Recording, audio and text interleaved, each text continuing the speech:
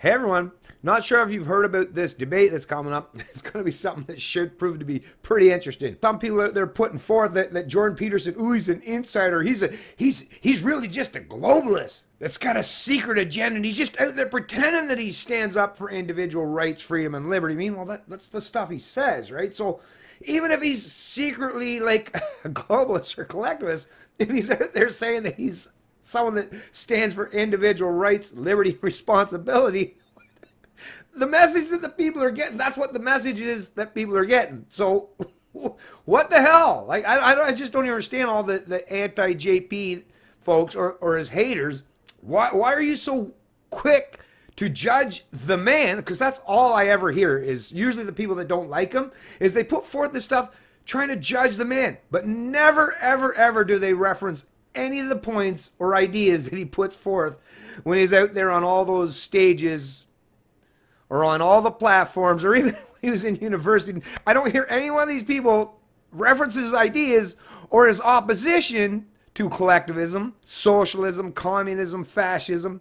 They just keep trying to suggest that he's like one of them. Okay, well, if you're one of them, it's probably not a good idea. If you're a globalist or a socialist or a communist or a fascist, it's probably not a good idea to go out there and make a whole lot of money as a capitalist, pointing out the detriments of collectivism and how terrible it is for individuals or the human experience, or for peace, prosperity, or cooperation. Like I say, that would actually mean that Jordan Peterson, like if he's a collectivist or a globalist, then he's one of the fucking most inept collectivists or globalists we've ever met.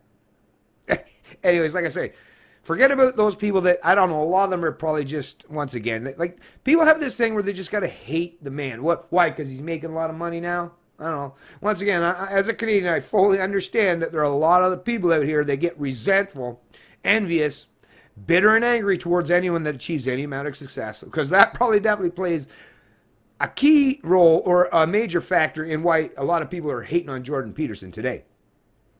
But yeah, I'm very interested in seeing this debate. I'm not going to be there because, yeah, Jordan Peterson, yeah, he's a capitalist. People are saying, well, you see how much they're charging to go down there? Well, yeah, Jordan Peterson is taking the position of the capitalist, right? Not a collectivist, not a socialist, right? Not the Marxist. So, yes, he's actually standing on principle, folks. But like I said, just like this Slavoj or whatever, he said he's going to donate his proceeds. So he's sticking true to his principles, I guess, as far as his Marxism, like spreading that wealth out or not bettering himself economically in any way. So at least both of these men are sticking to their principles. Can we not at least show some respect for that? Come on. Anyways, this is an article out of Foundation for Economic Education. Headline: Jordan Peterson and Slavoj Zizek are going to debate Marxism and capitalism. What should we expect? Jordan Peterson and Slovenian philosopher Slavoj Zizek will debate happiness, capitalism versus Marxism in April. It's been reported April 3rd, 2019 by Kenneth Lefave. At Toronto's Sony Centre on April 19, Jordan Peterson and Slavoj Zizek will debate happiness, capitalism versus Marxism. It's a rather strange umbrella subject, both for the Canadian psychologist and the Slovenian philosopher. In several viral YouTube videos, Peterson has made it clear that suffering, not happiness, is the primary human condition, while in Zizek's Hegelian universe, the absolute holds sway over any notion of human contentment. It's the words post-colon that have captured the attention of most people, prompting fans to buy tickets to the event at Broadway show levels $166 to $420. Capitalism versus Marxism. It's the very debate of our time, and while in the hands of many thinkers, the subject could easily deteriorate into petty politics. Zizek and Peterson are no mere advocates for this party or that. If they are true to the work that has gained them massive followings, the pair will use the frame of this debate to trace the roots of the systems they espouse, to find some clear ground for capitalism or some certain reason for Marxism. One hopes that when the smoke clears from what promises to be an explosive confrontation, we will all have a better understanding of what is meant when we refer to the political left, Marxism, and political right, capitalism.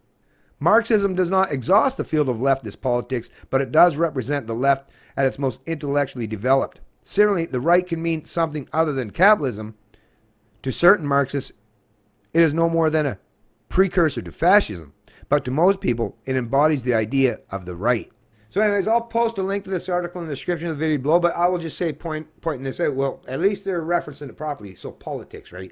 From the philosophical concept or from the philosophical mind, capitalism or Marxism, really what it breaks down to is collectivism versus individualism, predominantly. Is should you use preemptive force as a group towards the individual to oppress them in some way? I say no, and that's why I reject politics completely and entirely for the most part, because once again, it tries to put like the proletariat against the bourgeoisie, the worker against the employer, when in reality, just like in life, just like, or capitalism versus Marxism, or capitalism versus communism, right?